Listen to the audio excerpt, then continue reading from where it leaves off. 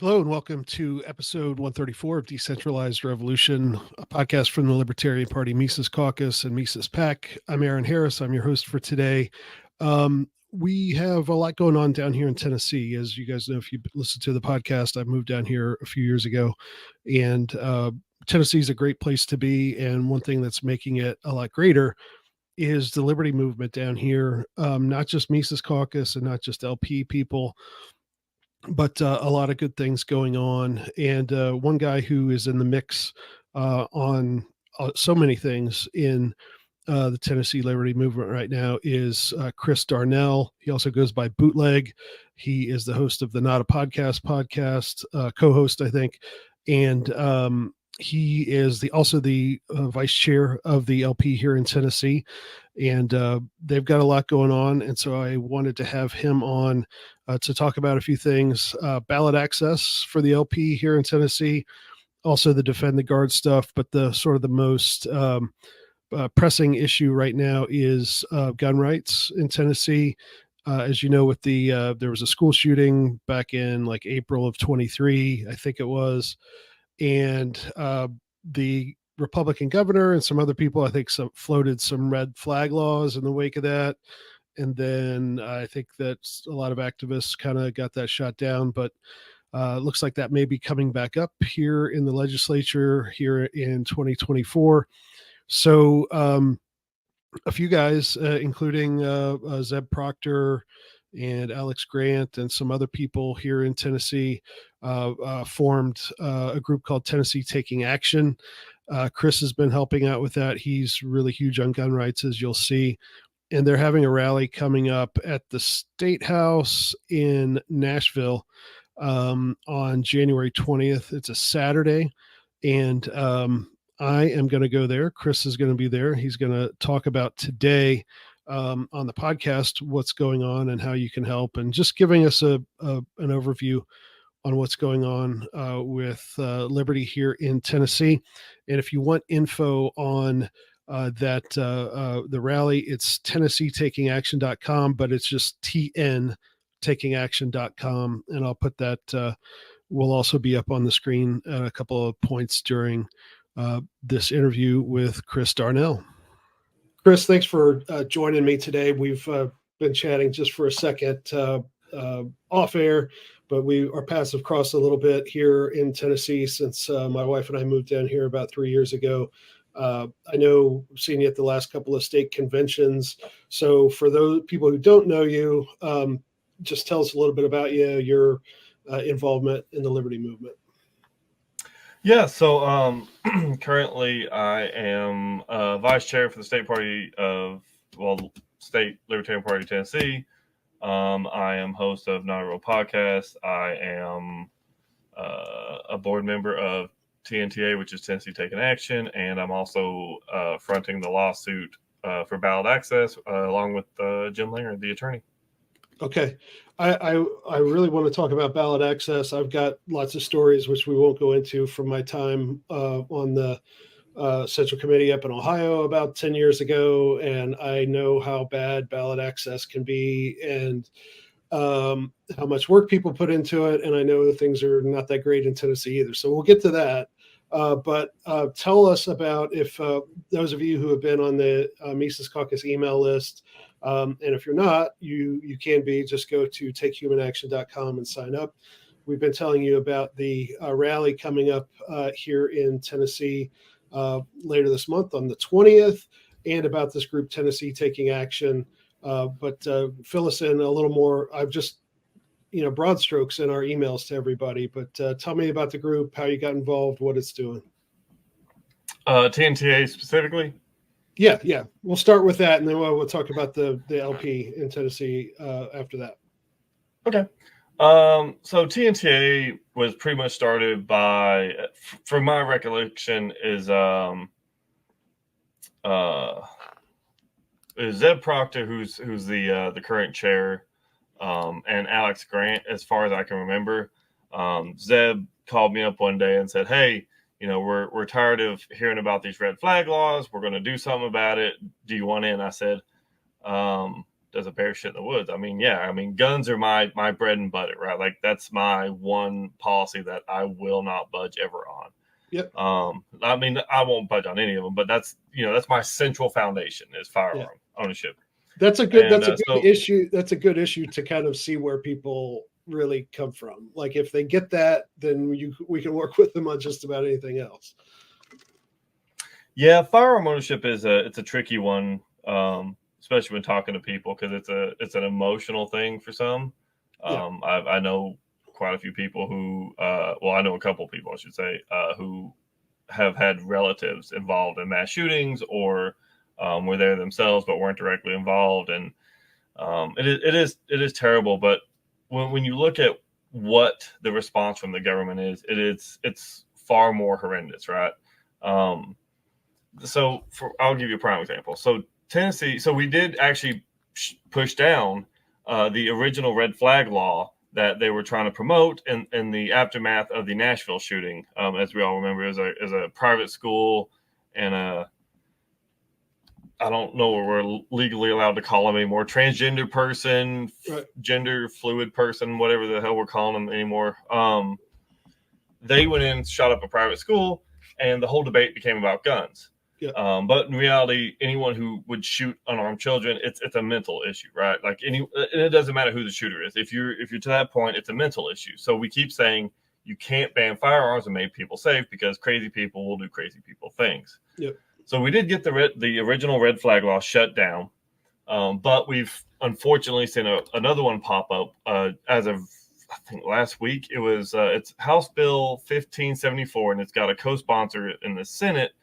Senate Bill 1564, and it pretty much reads in short: firearms and ammunition as introduced allows a court to issue a risk protection order upon a finding by clear and convicting evidence that a person poses a significant danger of causing personal injury to the person or others if allowed to possess or purchase a firearm. Authorizes a law enforcement officer or relative to petition for the risk protection order, and then it talks about the amended segments of the law. That's a cut and dry red flag law. That's copy paste from other states. Yep. And the unfortunate thing is, as you may know, or some of your viewers may know, Tennessee has a long history of being rebellious. As very recently as in the late 1950s during the Battle of Athens, when civilians shot and blew up a sheriff's department over corruption. Or we've got the moonshiners from the Prohibition era, and you've got the Dixie Mafia now, where all they do is grow and sell weed. Yeah. Despite what anyone says, that's all they do. They just grow a bunch of weed and sell it all over the East Coast. Yeah. And Prohibition's been good for East Tennessee. Yep. They try this. It's going to get better, but the reality is Tennessee's not going to go for this, right? Like it's a Republican-held state. Even Republicans aren't in favor of red flag laws yet. Yeah. And I don't see why more Americans are not getting up in arms about this. There's tons of gun owners across the state. There's it may be just because I'm having ADD brain right now. Sorry if I'm jumping around too much. Just tell me to shut the hell up. Well, let me ask you this. So, like, a little bit of the context of why people may not realize what a danger things can be, because that's one of the reasons my wife and I moved down here. My grandfather was from Townsend, which is a little tiny town next to the Smoky Mountains National Park, so I know all about what East Tennessee is like. My other grandparents are Eastern Kentucky, so that's one reason why I moved back down here. And so I think people in Tennessee who maybe do favor gun rights, they think, oh well, we're in Tennessee, we got a Republican governor, nothing bad's going to happen, right? So but as we know, necessity is the tyrant's plea. Anytime there's an emergency, we got to do something. And I don't know much about our governor here in Tennessee, but I know he's not named Ron Paul or Thomas Jefferson. So so after that horrible thing at the school in Nashville, usual suspects come up. They start to say what they normally say, and I think gun owners who are not necessarily politically involved, but yeah, it'll blow over, right? but that again, we don't know that's how the state works. Is they'll bring something up and then they'll wait a while and then they'll try to get it back through. So they tried. There was an uproar quickly, and then it's been a few months. New legislative session coming up, and I think the Democrats have introduced these bills, and so people may have gone to sleep on this. Yeah, complacency is a dangerous thing. A lot of the founders did talk about regularly that you would have to either rewater the tree of liberty, or you have to actively fight to maintain your rights as a citizen. Falling asleep at the wheel is very dangerous, as we've seen over the last 100 years, where we've seen just gun rights just chiseled away a piece at a time, Johnny Cash included, and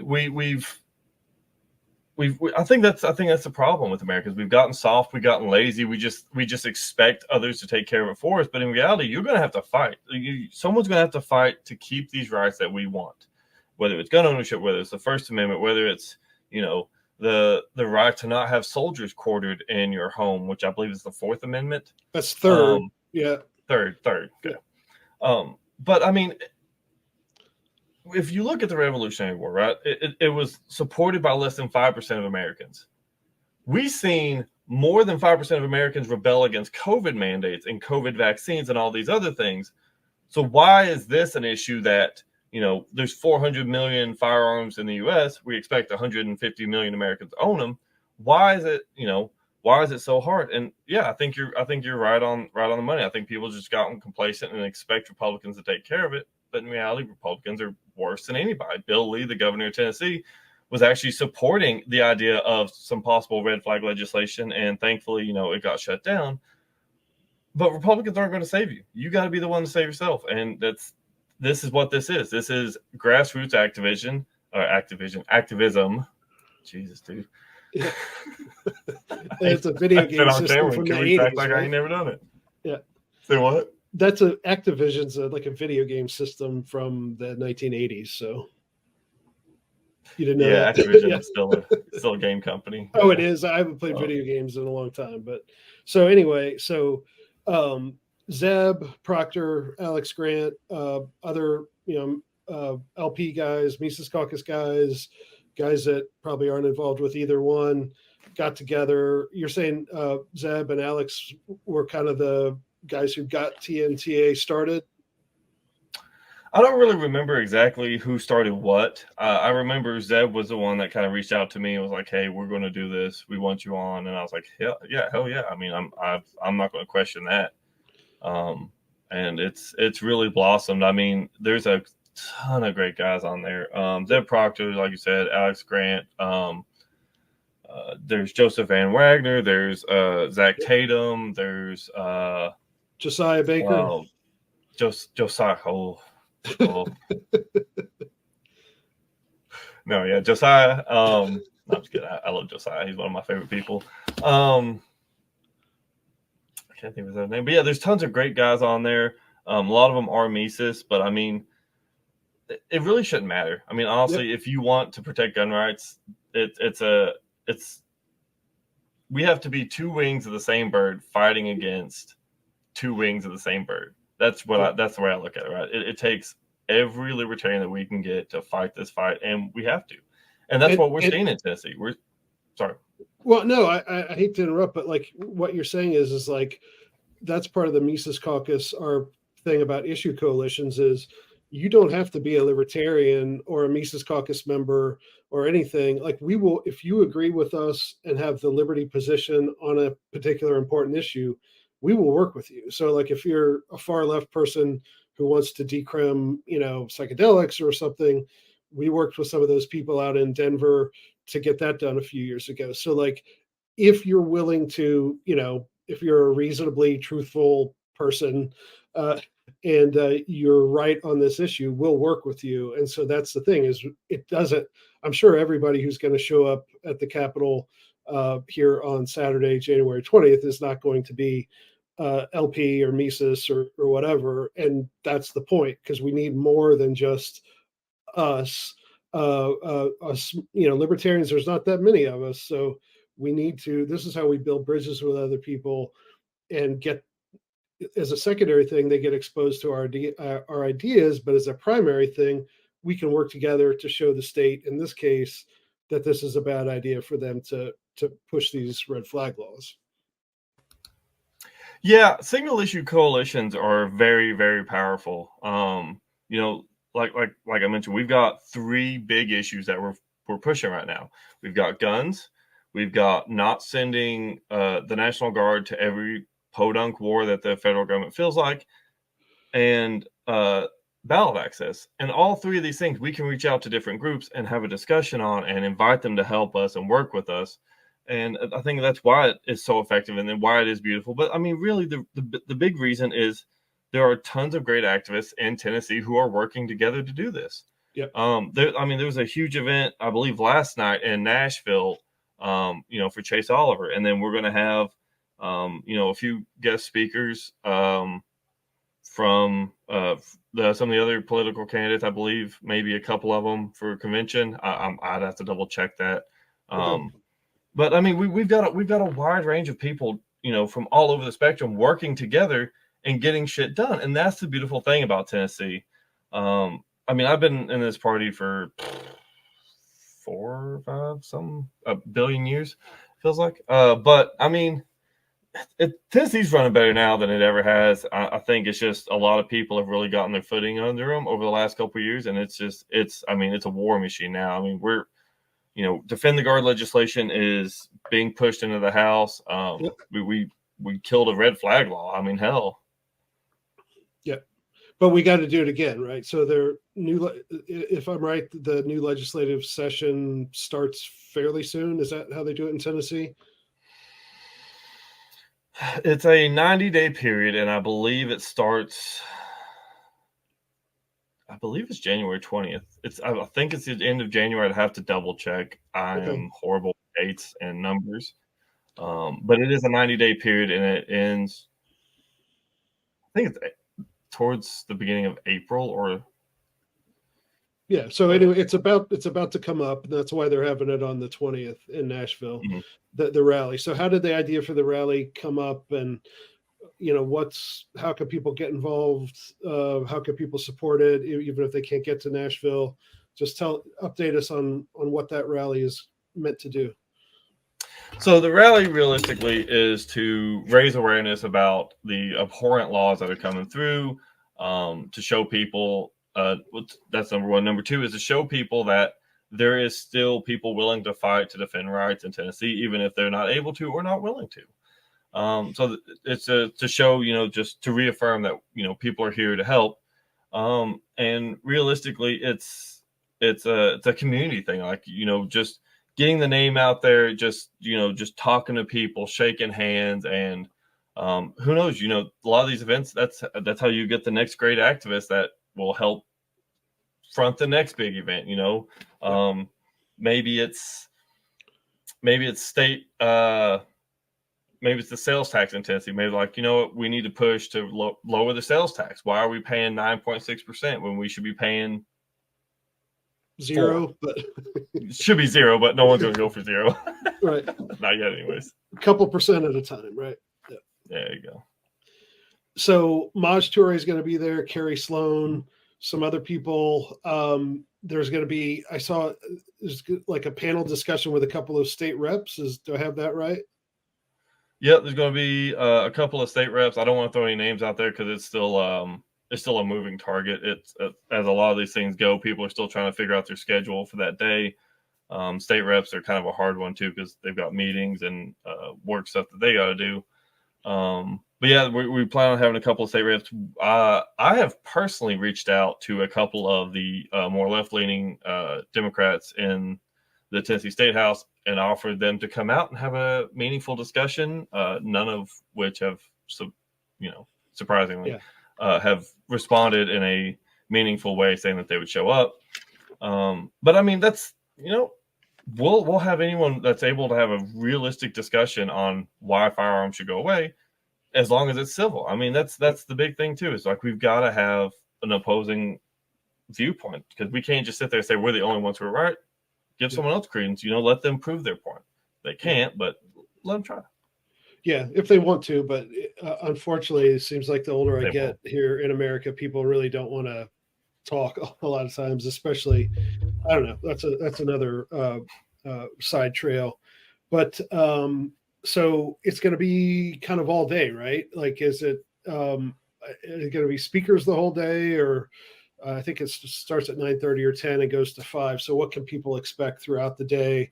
And if they can only be there for a little bit, like when is the best time to show up? Things like that.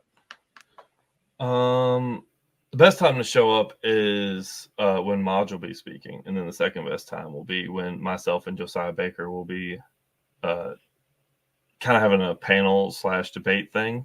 Okay. But those are the only two that matter. No, I'm just kidding. I mean, there's going to be tons of great speakers.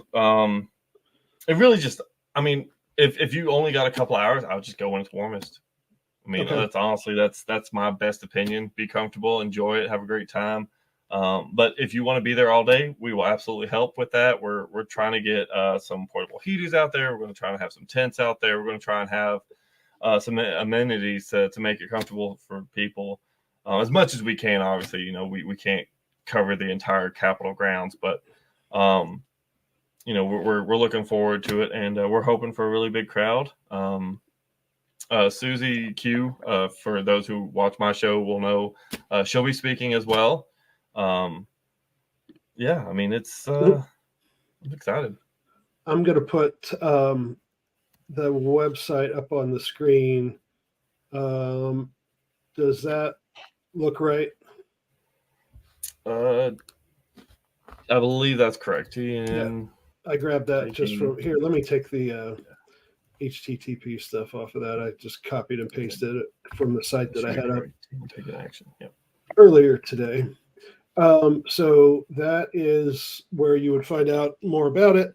I was talking to Zeb that you guys can take financial contributions to because you mentioned the heaters and the this and they're going to record it and also got like a firearm safety scholarship type program. So if you want to help out, just hit up tntakingaction.com and there's a way to give on there.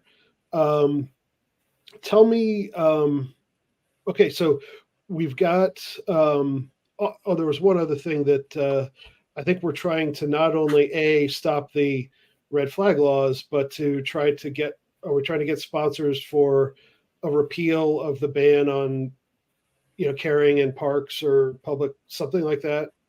In other words, we're not just trying to stop the red flag laws, we're trying to advance gun rights at the same time, try to flip the script, right? Correct. I yeah, I've spoke to my rep here, and he's an awesome dude. He's in favor of it, but basically, it would reduce some of the restrictions that are placed on gun possession on state property.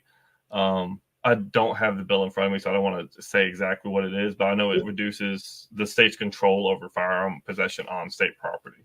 Okay, so for people who don't know the law in Tennessee, might be coming from uh, somewhere else, what is the current laws as far as open carry, concealed carry, carrying at the site?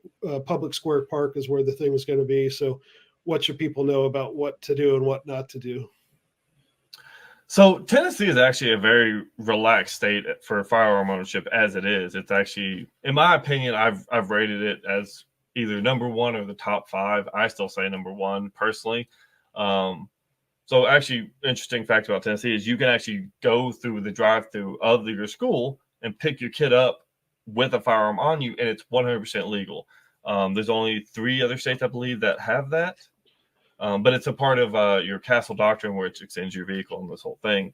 I mean, Tennessee, you can carry in parks. And actually, if you talk to a lot of the park rangers, they'll actually encourage it because, you know, black bears do exist. Yep. You ain't going to kill it, but you might be able to piss it off enough to get it to go away. Yeah. You know, the state grounds.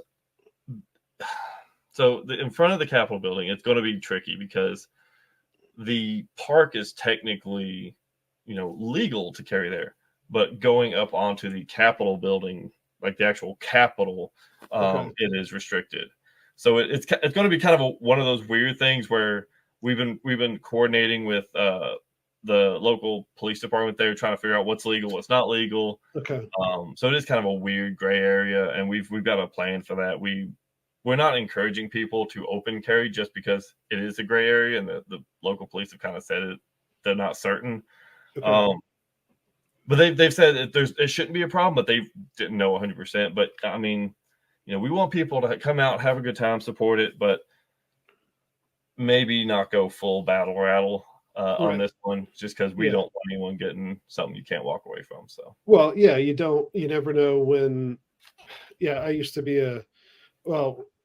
you got to be careful around police for a lot of different reasons, and there's no reason to, uh, there's no reason to provoke a situation when we're just trying to talk and show how responsible and how cool we are with that. And I know that's one of the great things I love about Maj, just because he talks as much about the de-escalation and safety stuff as he does about actually how to use the weapon. And that's one thing I think that people who don't know much about guns, didn't grow up around them. Like my wife grew up in New York City, so Ohio was not that great for gun stuff. And I'm not a gun guy myself, but when we came down here, like at the grocery store, and somebody's carrying on his hip, right? And she's just like, "What's going on here?"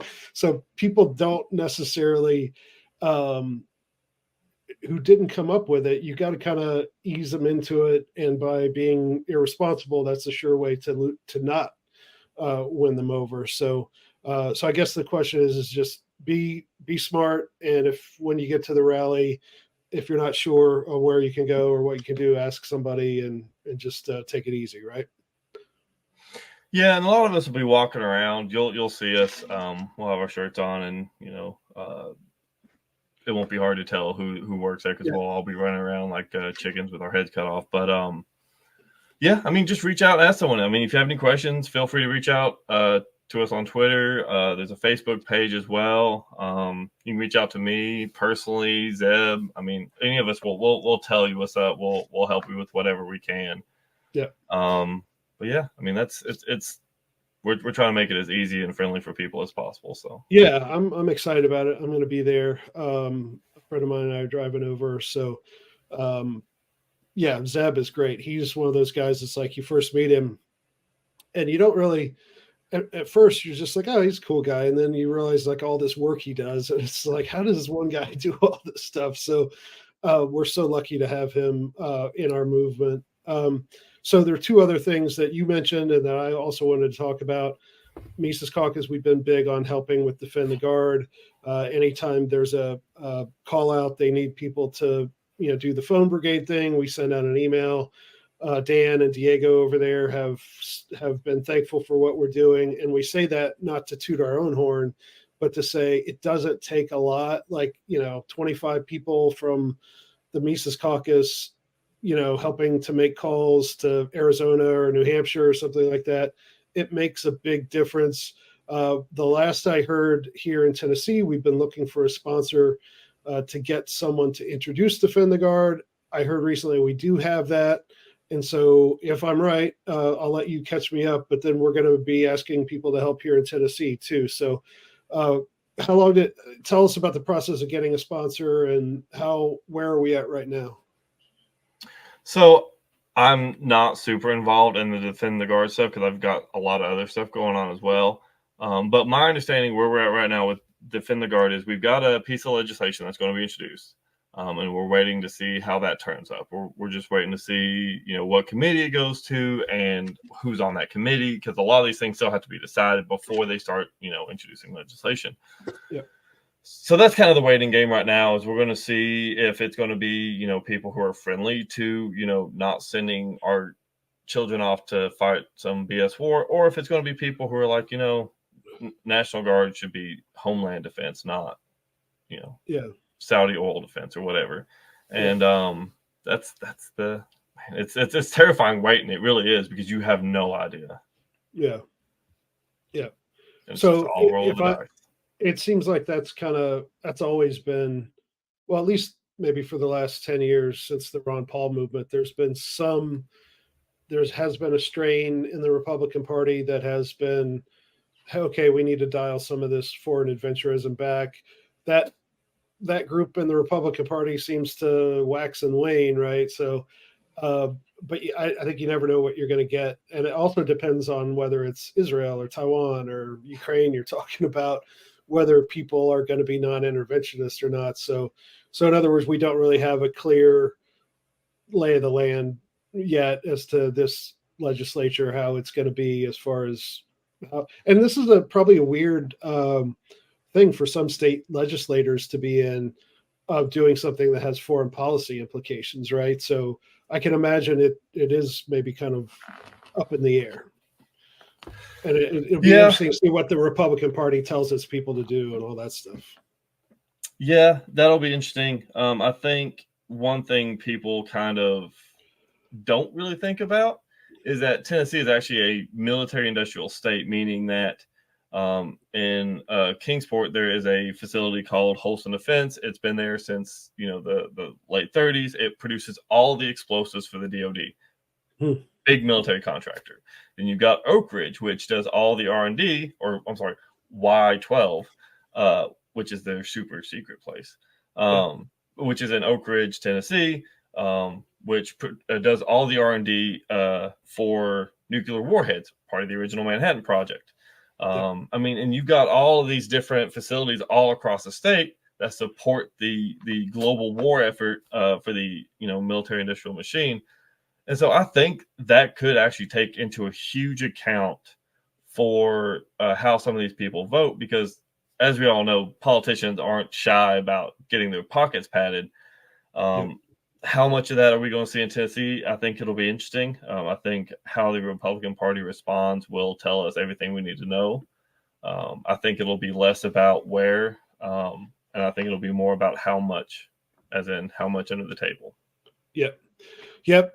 Big money, and yeah, I'm fairly close to Oak Ridge, and every time I'm by there, it's just like, man, you just think of all the money wasted on that stuff, that nuclear power technology, and if it was in the free market and all those brains were working on something peaceful and productive instead of working for the government, how much better the world would be. But there's a lot of power and a lot of money involved, so it'll be interesting. But I'm glad we're going to at least make them talk about it. So tell me where the LP is at in Tennessee regard to ballot access. I know every state is different.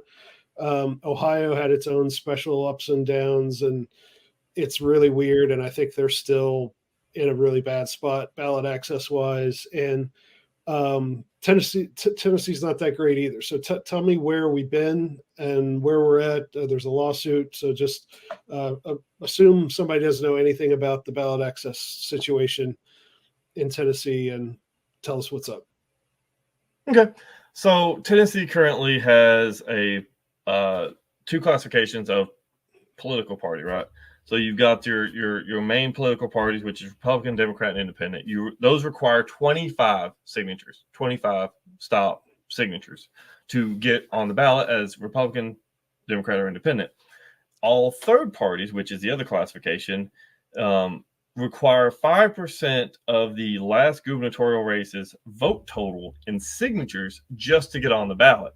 And then in order to maintain that, you have to get, I believe, 2.5 or 5% of the vote total for the election that candidate's in. So not only are you spending hundreds of man hours collecting signatures, or millions of dollars, as we're seeing the the one, what is it, the Freedom one, whatever. There's a third party that's running, like, they're basically former Republican donors that are spending millions and millions of dollars nationwide for ballot access campaigns. They don't have a presidential candidate. They haven't said who they want. They're just getting ballot access because they can, I guess. Fuck them. But and then there's RFK, right? I mean, I heard he just got on in Utah, so it's, yeah. So in other words, I want to back up 1 second there. So if I wanted to run for governor as an independent, all I would have to do is to get 25 registered voters. As a Republican, Independent, or Democrat, you need 25 signatures. And if you go to church, a regular gas station or work somewhere, you can get Yeah. those easy. Oh yeah. 25 is nothing. Um, okay, so independent is actually recognized as like a kind of political party. In other words, if you want to run without a label, we'll let you do that. But if you want to run as a libertarian or green or The No conservative or Labels whatever, Party, that was the one I was talking about. Sorry, you just said okay, it. It just came to me. okay. So all right, so that's messed up, and so that's I don't even know what the vote total was, but how many signatures would it take to get? So, and you get recognition for one cycle. Then, if you get the signatures in, is that recognition of the whole party or just the one person running for that office? So it is as far as I understand it, because all this shit is stupid complex. Yeah. As far as I understand, it'll be for that candidate. But if that candidate gets more than the retention percentage of the vote, then the party gets status as a whole. Okay. So it is complicated. It gets worse the deeper you dig into it. If you want to give yourself nightmares, I encourage you to read your state ballot access laws, no matter what state. But Yeah. yeah, it's So, pretty disgusting. so as far as I know, we've had some people at meetings I've been to here. We've had some local candidates. I forget who's our guy, who's like a city councilman down around Chattanooga. David Forget Tyler? his Yeah, David Tyler. Yeah. Hmm? I think the Mises Caucus supported him with a little bit of contribution or at least an endorsement. So, was he? Are those races just like no partisan label usually in Tennessee? Yeah, city council for an incorporated city is typically nonpartisan. Rob Burke, who lives out in Moorestown, I Yeah. talk about him regularly. He ran for city council and mayor, and was very, very close on both. Less Yeah. than 20 votes on between both elections. But yes, those are nonpartisan races. Now, when you get to like your county level or the state level, those become partisan races. I think, except for sheriff, I believe those are nonpartisan. It depends Okay. on the county too. Each county has their own regulations on it, but Okay. yeah. All right. So, if you wanted to run for county mayor as a libertarian, would that signature stuff be for Yes. the threshold for just the county or for the whole state? So here's where it gets tricky, right? So if you're running a county race, you're only responsible for getting 5% of whatever that county voted for the gubernatorial race. So if let's say Knox County, for example, big county, a lot of population, let's say it's 200,000 people. I don't know what it actually is, but let's say it's 200,000 people that voted, or yeah, we'll say that. Now you got to get 5% of the signature total of 200,000. So instead of a statewide campaign to get signatures, now you're residing to that single county, which becomes a lot more difficult, especially in rural counties, like out by Jefferson, Johnson County. Like they get real rural. So how do you go and get these signatures? You're not going to just wander up someone's farm because that's a good way to get shot. Yep. So the whole thing's rigged on purpose. Yeah. So it's obviously they don't want it. So where is the party now? Have they tried to do like the last couple presidential elections? Was Gary Johnson and Joe Jorgensen on the ballot here in Tennessee, and how did that happen? If you know. I'm not certain. I came in the year that Jorgensen was running in 2020, I believe. Mm-hmm. Might have been 2019, the end of it. But I'm not certain how she ended up on the ballot. I know last thing I'd heard was 2016 was the last time we had ballot access. Was as far as I remember. That's predates my time. So it's been a hot minute. I believe Jorgensen probably ran independent. I'm not certain. I can't remember exactly. Okay. We're not going to talk about that one though. But Yeah. but yeah. So we have. I do want to introduce this as well. We've made ballot access lawsuit pushes in the past, and I say we. This is before my time as well. Those got shut down. The big difference now, though, is we have seen two other states in our federal district overturn the ballot access laws in court through the same process we're going through now, due to it being unconstitutional. You can't set different parameters for different candidates, right? So Mhm. that's the premise of which we're going forward. And we've actually had 2 legislative pushes to introduce legislation to just reduce it from 5% to 2.5% signature tolls. And you can go back and watch the video. A Democrat on camera, on mic, said Tennesseans are either Republicans, Democrats, or an independent. They don't need other choices. I don't need you taking votes from my party or me taking votes from your party. And that's an pretty Yeah. close quote to what he said. Yeah. Okay. So the ballot access lawsuit. When did it start? Is there fundraising needed for that? When can we expect a result? What's the current status of it? So it is currently filed. We are waiting on the courts to tell us when the hearing date will be. Because with the holidays, New Year, and all that stuff, it's all bogged down. People are off work for extended periods of time, but we're still waiting on an exact court date, which we will 100% post everywhere once we have it. We do need fundraising for that, as everything else in the Libertarian Party.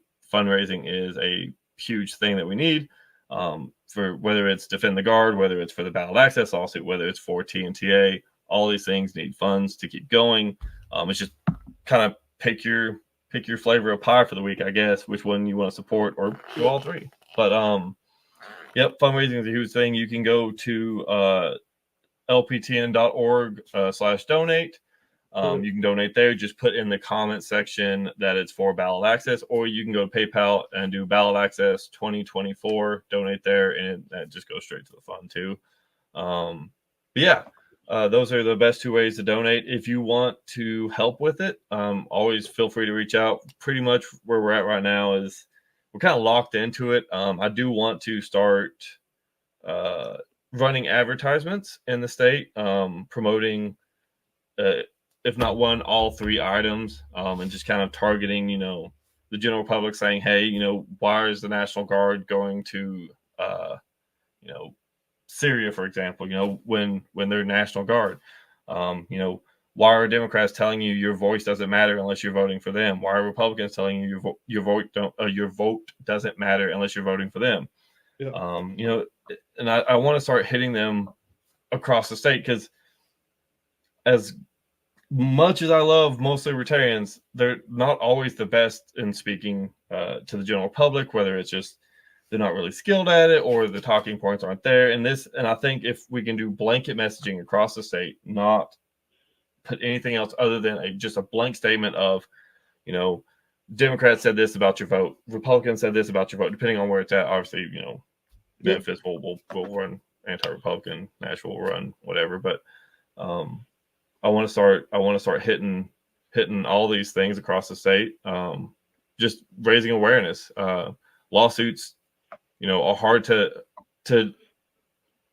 lawsuits are hard to fight when the general public is against you on it. And if you talk to Tennesseans and you tell them what the ballot access laws are currently in the state, they do not support it. I've talked to Democrats, Republicans, extremes on both sides, non-voters. Everyone has agreed that it's absolute horseshit. And the reason being is they said they want more choices. They hate what they have now. Nobody likes Biden. Nobody really likes Trump. And we're fighting over, table scraps, when in reality, the biggest voice is the non-voter. Yeah. And by telling people they're stripping them of their voice, it really gets them riled up, and it really makes them start to question things, whether or not their party is for the freedom that they say they were. Yeah. Yeah. It's something our party's been dealing with for 50 plus years. And unfortunately, I think sometimes the more successful we get, then the more. That's what happened in Ohio. I think things were going really well for the LP. And that's when they basically pulled these weird legal challenges to our signatures that had never been used before. And then they, passed a law, and, that overturned everything that had made it somewhat, workable to get people on the ballot. So that's the thing, is they can always If we get too close, they can put us back on the hamster wheel. So unfortunately, the court thing is sometimes the only way to go practically, because getting signatures, like you said, if you're talking about 50,000 signatures or something like that, like it was in Ohio, that takes a lot of money to get, because you got to usually get double the amount of signatures.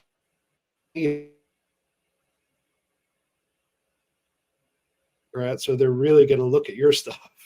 So I'm curious as to the lawsuit. Are any other parties also a party to the lawsuit, or is it just the Tennessee LP? So myself and another gentleman who was on the committee has reached out to some of these other parties. Pretty much they're either like, yeah, we support it, but we're not trying because it's too hard, or I haven't heard back from the No Labels party. I don't think they really care to work with anyone. They've got more money than they'll need to do it, so they don't really give a shit. I mean, I'd love to save them the money, and then maybe they make a donation to help with the lawsuit or something. But if they want to spend millions of dollars, go for it. But we have reached out. We do have some support.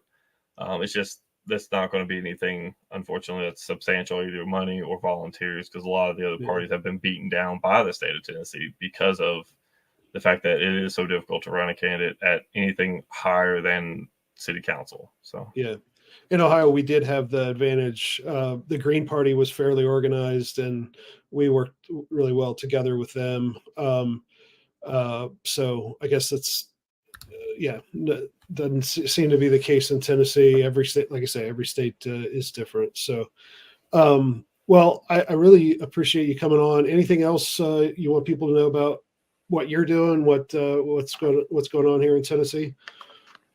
Yeah, I did want to make one final statement, and this is something I shared on Larry Sharp's show about ballot access as well. Is Tennessee is quite possibly one of the most pivotal LP states that exists right now, because with red flag laws coming down, with the ballot access lawsuit, with Defend the Guard, we can easily set a precedent for all other states. If Tennessee falls victim to red flag laws, it's not going to be difficult for it to pass in Kentucky or Mississippi or Georgia or Alabama, because they can look and they said, hey, those psychotic assholes in Tennessee passed it. Why can't we do it here? And it becomes so much easier. Ballot access laws. If we win, here in this lawsuit, states like New York, where there's an actual monetary amount that you have to pay to get on the ballot, it becomes a lot easier for their lawsuits. And so same thing with Defend the Guard. If we pass it here, it becomes easier to pass in other states, and we can take our momentum that we've got now and push it to other places. And it sounds, biased, but it's really not. We have so much going on right now in this state that with the right support and the right amount of luck, I guess, we can get all three of these done correctly and guarantee, freedom, not just for future Tennesseans, not just my kids, not just your kids, but, children of other states. I mean, it grows beyond just a single instance, and that is why this matters so much right now. Yeah. And it's people like you. I've heard nothing but good things about you from Zeb and Josiah and Zach and those guys. So I'm glad we're all playing nice in Tennessee and getting some stuff done. And I'm looking forward to seeing you guys out at the State House. And I'm excited. You guys are doing a great job. And thanks for coming on. And anything you ever need from us, just let us know. I'll see you at the state tell everybody when the state convention is here in Tennessee. If you're a registered voter in Tennessee or going to be soon, come on out and see us at the convention in April, right? It will be in April. It'll be at the golf course is called Meadowview. I think it's a Hilton or something like that. It's Meadowview. It's called the Meadowview. Yeah, it's called the Meadowview Convention Center. It's a very nice facility. They renovated it a couple years back, $6 million renovation, something like that. Beautiful ballrooms. The hotel rooms are super nice. It's super cheap because we're BFE out here. close to an airport. So if you need to fly in, by God, you can fly in. Ain't no excuses now. So yeah, come on out. It'll be a good time. I'll be there. Josiah will be there. The usual crowd. It'll be a good time. I mean, Tennessee's always a great time. So yeah, I can't be happier to be down here and to but a crew of a bunch of guys doing a lot of good work. It's unfortunately we're happy to have you, Aaron. Well, no, I most of my time is spent on National Mises Caucus stuff, but I try to keep my hand in a little bit. And Josiah and Zach can outwork me any day anyway. So they're both on the Mises Caucus board, and I know they're both really busy too. So thanks for coming on and for all you're doing. And I know we're going to have a good event, and I'm excited to see Maj and the different people we can meet to bring him in on this issue. So I really appreciate it, Chris. Appreciate you having me on. I really do.